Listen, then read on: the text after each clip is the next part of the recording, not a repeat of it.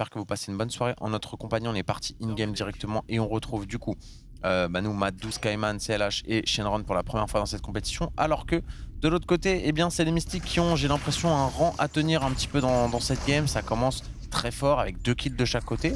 Et mine de rien, les 2 kills suivants vont un peu dicter le début de cette game et nous diront qui prend le meilleur. Slice avec une belle grenade, avec un très bon kill. Tout de suite, la première cap sera pour les Mystiques sans surprise. Eh oui, c'est plutôt bien fait de la part des Mystiques qui vont pouvoir tout simplement mettre un petit peu en place le control map, prendre les lignes un petit peu intéressantes, se positionner en fonction de l'arrivée de l'adversaire. Vous le voyez avec Ace là sur le côté qui était venu en interview avec nous. Très beau chapeau, on le note toujours. Ace qui prend son deuxième kill de la game. Slazy qui continue de mettre la pression. Ace qui va finalement tomber sous les balles de Skyman qui essaie de défendre tant bien que mal. Slazy qui est un petit peu esselé. On a subi un -3 hein, tout de même du côté des Mystiques. On n'a pas pu accélérer puisque Skyman est complètement perché là-haut. On tente tout de même d'apporter un petit peu la pagaille dans ce point de capture côté ECR, mais pour le moment on n'y arrive pas, même si Matt12 vient de prendre un très gros kill sur Slazy. Ouais, effectivement, le démarrage est très fort hein, du côté des Mystiques. Et on nous avait prévenu, j'ai envie de dire, donc on va pas faire les étonnés. On s'y attendait un petit peu, mais j'attends quand même de voir les ECR en action sur la suite de cette game parce que pour le coup, en vrai, le start était pas si mal, ça s'est joué à 1 kill ou 2 quoi. On sait qu'il y a eu 2 kills partout et puis derrière, c'est vraiment 2 petits détails qui ont fait la différence, qui auraient pu permettre en vrai aux joueurs des ECR de récupérer le drapeau. À l'origine, ça n'a pas été le cas et derrière, c'est vrai que depuis, les Mystiques sont assez intransigeants. Et oui, pour le moment, on file tout droit vers une petite correction 40-0 en faveur des Mystiques. On est de retour avec Ace qui essaye de prendre le contrôle de ce top. On joue bien évidemment avec ce petit elevator pour empêcher complètement l'adversaire de monter. Vous le voyez, on continue de switch et il a l'information hein, que c'est juste en dessous et ça, c'est très bien fait parce qu'en fait, ça va les obliger à se focus complètement sur cet elevator alors qu'on ne peut rien faire et ça va laisser le temps surtout à ses coéquipiers à l'image de Slazy et de Nelka de pouvoir aller les jouer contact. Ça a été fait, seul Skyman a pu récupérer un kill avec ce joli trade sur Nelka, mais malheureusement pour les joueurs de Rouen, on continue de glaner des points. Côté Mystique, ça fait désormais 62-0. Ouais, 62-0 là c'est dur hein. Déjà dans cette première game le scénario a l'air tout tracé. Malheureusement on nous a prévenu et on nous a pas menti a priori. Encore un kill là sur CLH, encore un kill sur Matt12, on est très bien placé du côté de ces joueurs Mystiques. Regarde hein, sur cette map hein, vraiment le slay est très haut. On va même aller backstab Skyman ici a priori du côté des joueurs Mystiques. Très haut placé mais pas cool de son côté dans le point.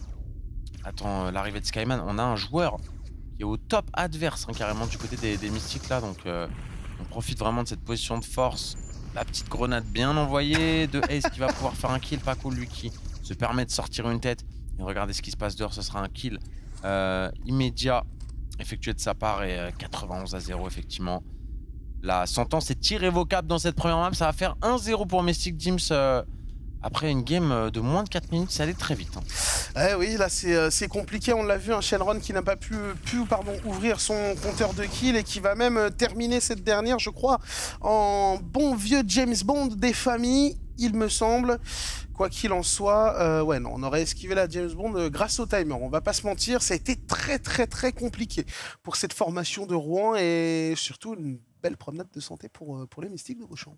Ouais, clairement. Et puis on rappelle encore une fois que c'est une map qui a été choisie par Rouen, donc 100-0, première map remportée. Pour le moment, notre ami dans le chat avait raison.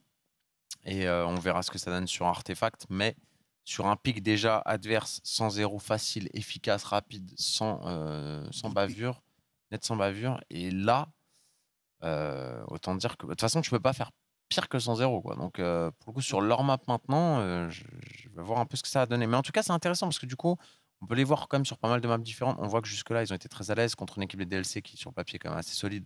Pour le coup ça a été une petite promenade de santé aussi quand même hier soir quand même. S'il y a eu 3-0, il y a eu un peu de points marqués, il y avait un peu de résistance dans les duels. Là pour le coup c'est quand même un peu plus dur pour Rouen j'ai l'impression. C'est plus compliqué après. Est-ce que c'était vraiment un cadeau pour Rouen de commencer au deuxième tour winner?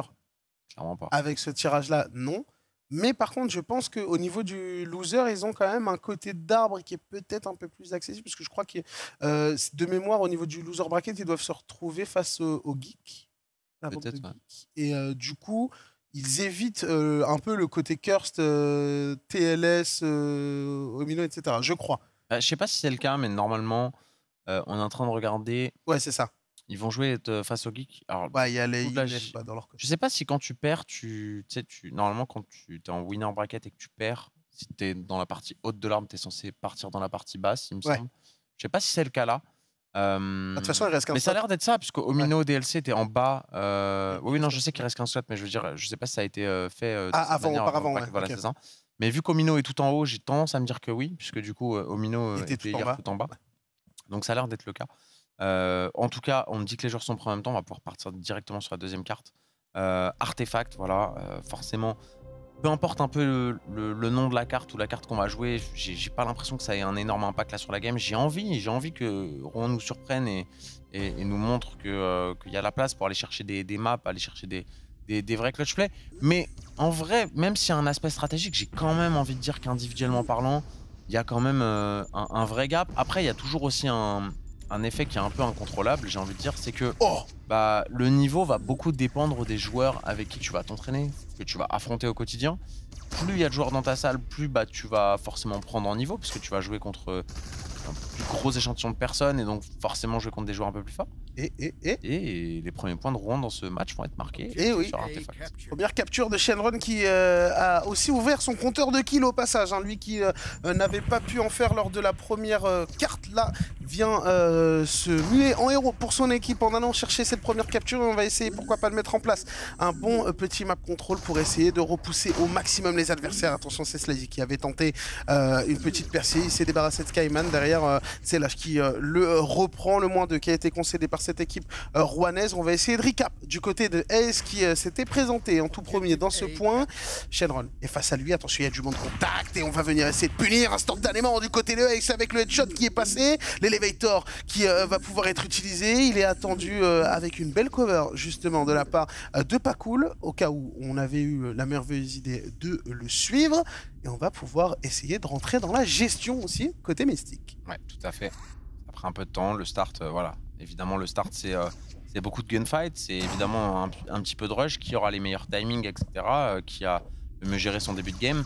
Donc, on va dire que les 15 premiers points de la game, ils sont pas toujours à l'avantage des meilleures équipes, parce que voilà, il suffit que Rouen fasse un bon start, comme là ça a été le cas, et ils peuvent prendre l'avantage. En revanche, c'est vrai que derrière, dès qu'on se remet un peu en place, quand on prend les bons kills, c'est souvent la meilleure équipe des deux qui arrive à prendre l'ascendant, et c'est un peu ce qui se passe encore une fois ici du côté de Mystique, sans vouloir être dur avec l'équipe rouennaise. Pour le coup, voilà, encore une fois, ils partaient pas favoris dans cette rencontre, ça se confirme ici, mais ils essayent tout de même de se battre, et ça je trouve que c'est sympa. On voit un petit peu en bas à droite, vous voyez les positionnements des joueurs là, du côté Mystique qui assez reculé quand même globalement. Quand on regarde un petit peu leur positionnement sur la map, voilà, on joue beaucoup autour des grenades, on joue beaucoup autour des AR, on va pas essayer de se mouiller forcément et de jouer du close range, mais plutôt voilà, d'essayer de garder des lignes et de forcer les joueurs à faire des erreurs. Voilà, ici on l'a vu, un Skyman qui va tomber sous la grenade, pas cool, qui va garder cette ligne, qui va forcer CLH à avancer, mais finalement c'est bien le joueur de Mystique qui prendra le kill. Ace de son côté qui va faire tomber Shenron. Il reste que Maddou ici, et il va tomber sous les balles de pas cool. Voilà, on se fait un peu enchaîner là du côté des Mystiques, et ça tourne un peu à la catastrophe dans cette game. On a quand même réussi à marquer 12 points. On aimerait bien les voir tenter une petite offensive peut-être pour essayer de sortir un petit peu de ce pétrin et d'aller marquer un peu plus de points que ça. Ça risque d'être compliqué. On a marqué 12 petits % de capture, et depuis c'est une véritable c'est une dictature qui est imposée sur cette carte. Vous le voyez avec encore un Ace et un Nelka qui font office de tourelle automatique là au niveau de leurs zones respectives. Nelka qui va encore une fois subir quelques dégâts, elle ne tombera pas. On essaye de prendre des lignes, on admire en même temps le paysage, on a le temps. Pas mal cette map, c'est vrai qu'elle est très jolie, hein. J'aime beaucoup le map design en tout cas, et ça continue de défiler hein, forcément du côté des Mystiques, la barre des 80% qui vient d'être dépassée. Matou et Shenron qui sont totalement paralysés sur leur côté, on ne peut pas sortir. On va finalement tout de même prendre un très bon kill sur Pacool, ça va normalement donner une petite impulsion à ces joueurs, mais directement c'est Slazy et Nelka qui viennent encore calmer tout le monde. Le 8ème kill du côté de Nelka qui vient d'être sécurisé. C'est compliqué, hein. C'est très très compliqué pour cette équipe rouennaise, j'ai l'impression on cherche à chaque... c'est même cuit. Ça a l'air parce que là les 4 joueurs viennent de tomber et on a le drapeau du côté Mystique, ce qui veut dire qu'on va continuer de marquer des points, et le temps de réapparaître ne sera pas suffisant pour aller se diriger sur ce flag. 100 à 12 victoires encore une fois pour les Mystiques.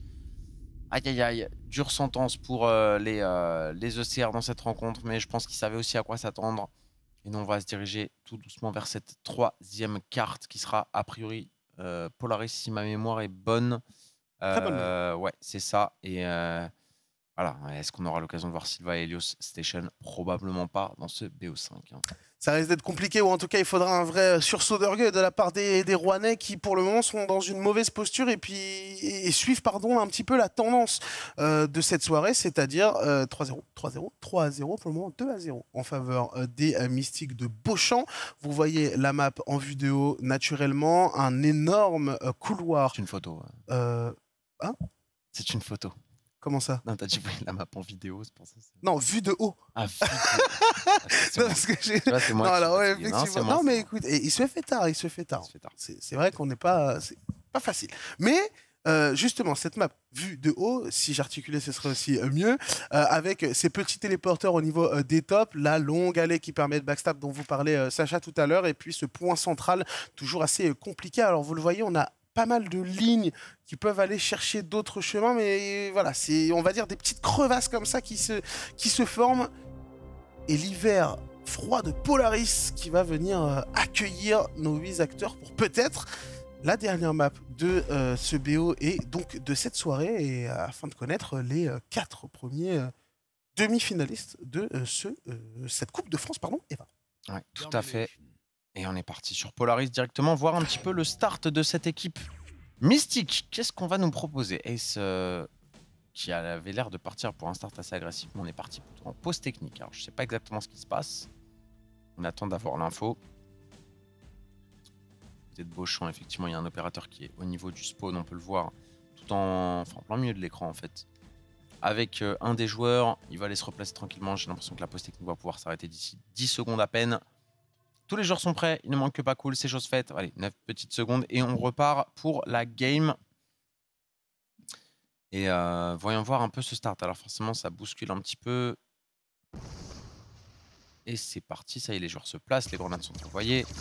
Mine de rien, un peu plus slow que ce que j'aurais pu penser pour ce start. Est-ce qu'il va aller jouer le duel au corps à corps? C'est bien fait, il va se replier directement, mais il n'aura pas le temps. Madou a été agressif, intelligent sur ce coup-là, est venu se placer très très haut.